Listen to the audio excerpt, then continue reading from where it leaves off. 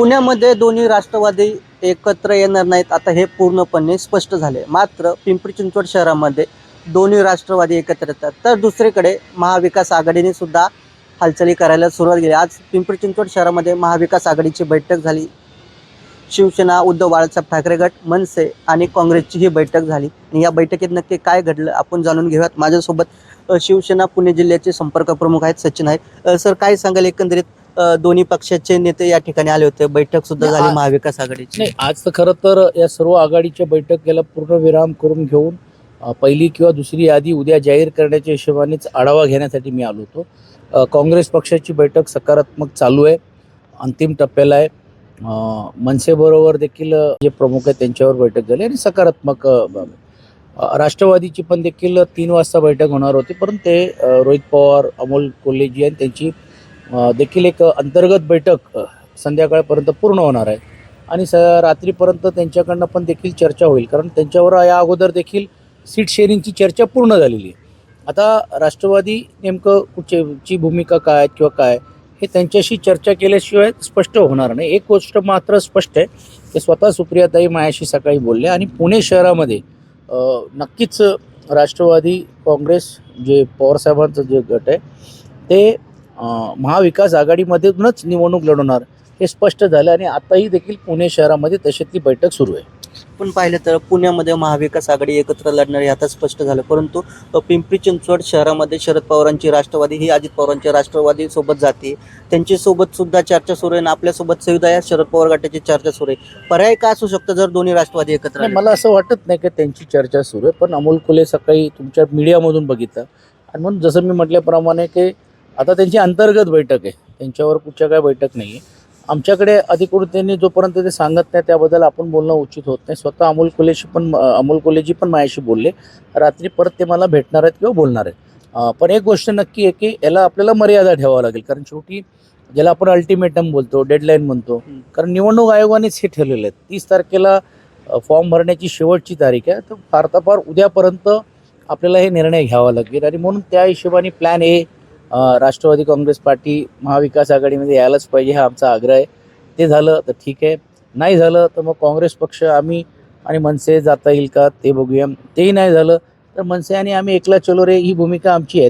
तर आमची तशीच सर्व दृष्टिकोनातून चर्चा तयार झालेली आहे आणि आजही देखील प्रमुख लोकांबरोबर चर्चा करून सर्व असलेल्या उमेदवारांची पण चाचपणी करून प्रत्येकाशी माझं संभाषण झालं आहे आणि आज आमची इकडची जी स्थानिक नेते आहेत यांनी एकमत करून नावं द्यायची आहेत आणि काही पॅनल देऊन पक्षप्रमुखांची परवानगी घेऊन फार तर फार उद्या संध्याकाळपर्यंत पहिली यादी जाहीर करण्याचा आमचा निर्धार आहे.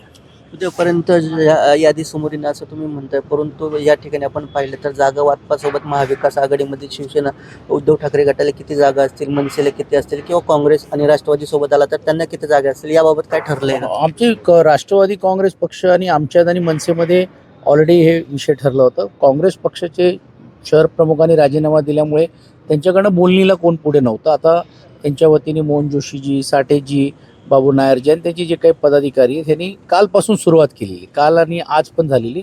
तर मला असं वाटतं ती सीट शेअरिंग झाल्यानंतर ते आकडे जाहीर होतील. आपण पाहिलं तर पिंपरी चिंचवड शहरामध्ये भारतीय जनता पक्ष आणि शिवसेना एकत्र येतात. त्यांनी शिवसेनेला 9 जागा देऊ केल्या, ज्या की आपल्या पूर्वीच्या ज्यावेळेस शिवसेना एकत्र होती त्याच जागा आहेत. परंतु त्या ठिकाणी आपण पाहिलं तर 17 जागांवरती खासदार श्रेयंग बारणे हे आढळून येतात. आपण ज्या ठिकाणी आपले पूर्वीचे उमेदवार त्या ठिकाणी आपण आढळून राहणार आहात.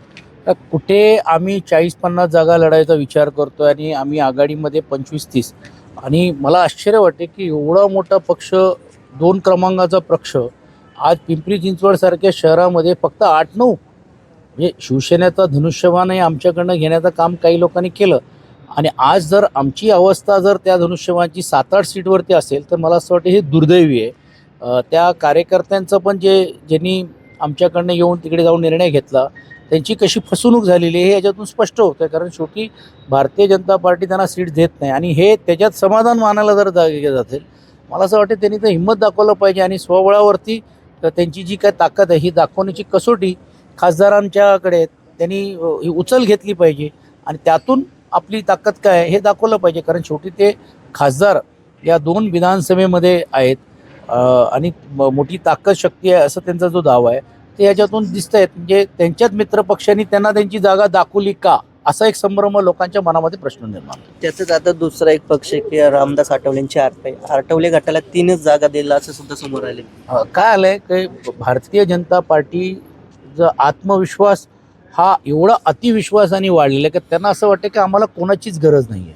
मग जसं आपण खैरात वाटतोय तसेच सीट्स वाटण्याचं काम दुर्दैवाने होतोय. आणि मला असं वाटतं हे कुठच्याही एका राजकीय पक्षाची, जरी देखील आमच्या काही त्या पक्षाची मतभेद असू शकतात, पण कुठच्याही राजकीय पक्षाला डिवचण्याचं काम किंवा राजकीय पक्षाला एकंदरीत खाली दाखवण्याचं काम हे होतं असं म्हणाल तरी अयोग्य होणार नाही. पुणे शहराची दुसरी ओळख गुन्हेगारीचं शहर म्हणून सुद्धा आता होऊ लागले. कारण आपण पाहिलं तर आंबेडकर कुटुंबातील काही जे इच्छुक उमेदवार आहेत ते यांनी आज उमेदवारी दाखल केली आणि जे कोमकर कुटुंब आहेत त्यांनी सुद्धा सर्व पक्षांना आवाहन केलंय की आंबेडकर कुटुंबातील कुठल्याच जे इच्छुक उमेदवार आहेत त्यांनी आपली उमेदवारी दिली. त्याकडे काय झालंय, अजून तुम्ही जर उमेदवारीची यादी बघितली तर गुन्हेगार पार्श्वभूमी असलेले लोक तर आहेतच, पण गुन्हेगारांचं सपोर्ट घेऊन लढणाऱ्यांची संख्या याहीपेक्षा जास्त आहे. आणि हे तुम्हाला पुणे आणि पिंपरी चिंचवडमध्ये नजीकच्या काळामध्ये तुम्हाला पाहायला मिळणार आहे. आणि हे दुर्दैवी आहे की सत्ताधारीच अशा लोकांना जर घ्यायला लागलेत आणि सत्ताधारीच अशा लोकांना पुढे आणायला लागले तर मला असं वाटतं या राज्यामध्ये कायदा सुव्यवस्था तर जाऊ द्या, परंतु लोकशाहीच्या माध्यमातून अशा महत्त्वाच्या पदावरती पण जर देखील अशी लोक यायला लागली तर एक मनामध्ये लोकांचा संभ्रम जो निर्माण होता ते आता पूर्ण म्हणजे स्पष्ट होत चाललेलं आहे की ह्याला कोण मदत करतोय. नक्कीच आपण पाहिलं तर महाविकास आघाडीची अंतिम यादी कधीपर्यंत पुढे येण्याची शक्यता आहे आणि किती आमची तर इच्छा आहे की आज रात्रीपर्यंत हे संपलं पाहिजे, फार तर फार उद्या दुपारपर्यंत झाल्यानंतर संध्याकाळपर्यंत करू. आमची तरी उमेदवारांची तरी यादी उद्या पहिली एक यादी तरी उद्या करायचा आमचा निर्धार आहे. जर राष्ट्रवादी शरद पवार गट आपल्यासोबत आला नाही तर इतर पक्षांना सोबत घेऊन आपण पूर्ण तयारी. हो, कसं आहे की शेवटी जसं मी म्हटल्याप्रमाणे की आपण अजूनपर्यंत वाढ बघतोय, आजही बघतोय, उद्याही बघणार आहोत. शेवटी जसं मी सांगितलं की निवडणूक आयोगाने आपल्याला कालमर्यादा दिलेली आहे, ती जर नाही झाली तर ती आपल्याला निर्णय घ्यावाच लागेल ना. आम्ही अजून आशावादी आहोत की ते आज चर्चा करून ते देखील महाविकास आघाडीमध्ये सहभागी होते. नक्कीच आपण पाहिलं तर आज राष्ट्रवादी काँग्रेस पार्टी शरद पवार गटासोबत आम्ही चर्चा करत आहोत. जर ते त्यांच्यासोबत चर्चा झाली नाही तर आम्ही अखेर आमची यादी पुढील 2 दिवसांमध्ये जाहीर करणार असल्याचं मत महाविकास आघाडी आणि पिंपरी चिंचवड शहरात आज ज्यांनी येऊन महाविकास आघाडीची बैठक सुद्धा घेतल्याचे शिवसेना उद्धव बाळासाहेब ठाकरे गटाचे पुणे जिल्हा संपर्क प्रमुख सचिन अहिर यांनी व्यक्त केले. सूरज कसबे, NDTV मराठी, पिंपरी चिंचवड.